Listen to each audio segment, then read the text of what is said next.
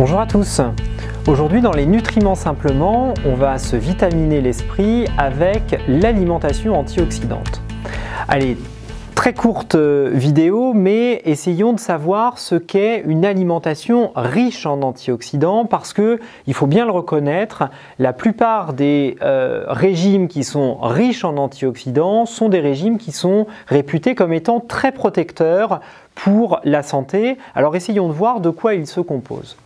Premièrement, au niveau des apports alimentaires, vous allez trouver des antioxydants principalement dans les fruits, les légumes, les céréales complètes et un certain nombre de végétaux contenant, comme les épices par exemple. Donc très clairement, ça fait partie des aliments qu'il faut privilégier pour avoir une bonne alimentation et un bon apport en antioxydants. C'est ce qu'on va notamment trouver dans les régimes crétois ou méditerranéens. Parallèlement à ça, au niveau des apports alimentaires, il est important d'avoir un faible apport ou l'apport le plus faible possible en aliments qui vont être à l'inverse pro-oxydants. Alors dans les aliments pro-oxydants, ce sont des aliments qui vont contenir un certain nombre, par exemple, de conservateurs. Je pense notamment aux produits de charcuterie qui contiennent des molécules qui sont pro-oxydantes, notamment les sels nitrés. Je pense également à l'alcool qui va engendrer lors de son élimination par le foie une génération très importante de radicaux libres.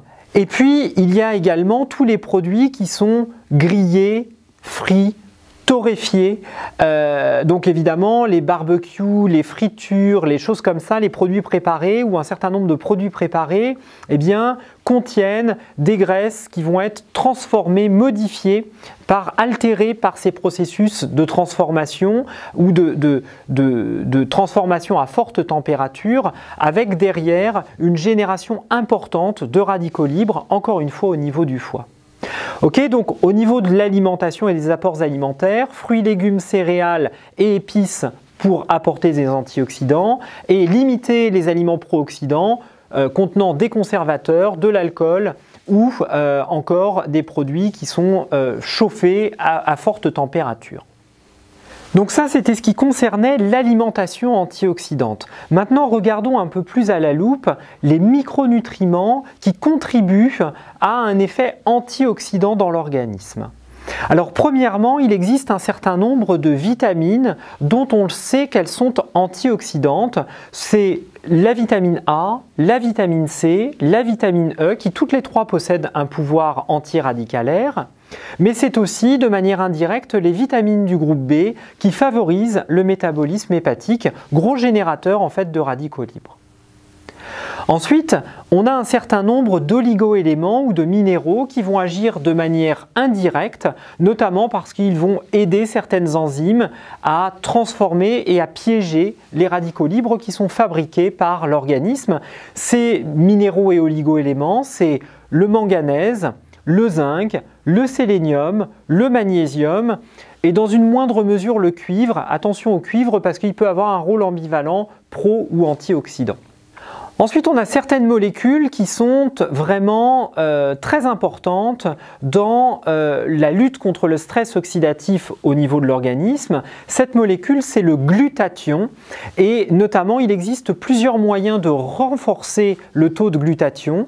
Alors, il existe un nutriment bien particulier qui s'appelle la N-acétylcystéine, qui est un acide aminé un peu particulier qui va remonter en fait les taux de glutathion. Et puis, on a ensuite un certain nombre de plantes qui contiennent naturellement des atomes de soufre et des composés soufrés, par exemple le brocoli, la grenade, qui vont être capables de remonter les taux de glutathion, ou encore la fameuse curcumine du curcuma qui va indirectement protéger et permettre le recyclage en fait du glutathion.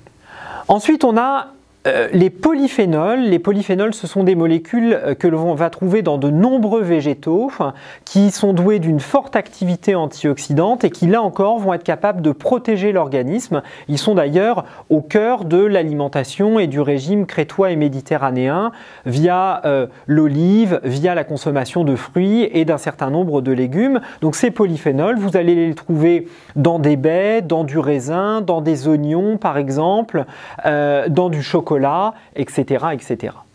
Vous allez également avoir un bon effet antioxydant avec tous les végétaux qui contiennent des atomes de soufre parce qu'ils participent au métabolisme du glutathion comme je vous l'expliquais précédemment ou parce qu'ils contiennent d'autres phytonutriments qui sont protecteurs du foie.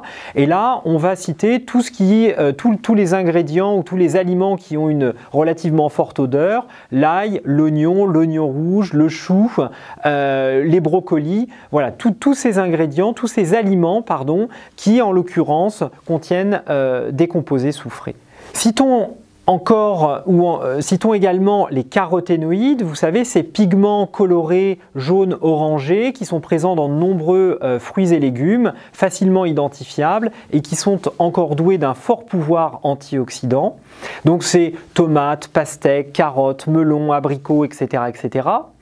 Ou encore l'acide alpha-lipoïque, molécule très peu connue mais qui est un très bon régénérateur de l'ensemble des antioxydants de notre organisme. Difficile à trouver dans l'alimentation, beaucoup plus simple à trouver comme supplément. Voilà, donc une alimentation antioxydante, c'est vraiment une alimentation particulièrement intéressante, particulièrement protectrice au niveau du système cardiovasculaire, au niveau du risque de développement d'un certain nombre de cancers et plus généralement au niveau du métabolisme de l'organisme.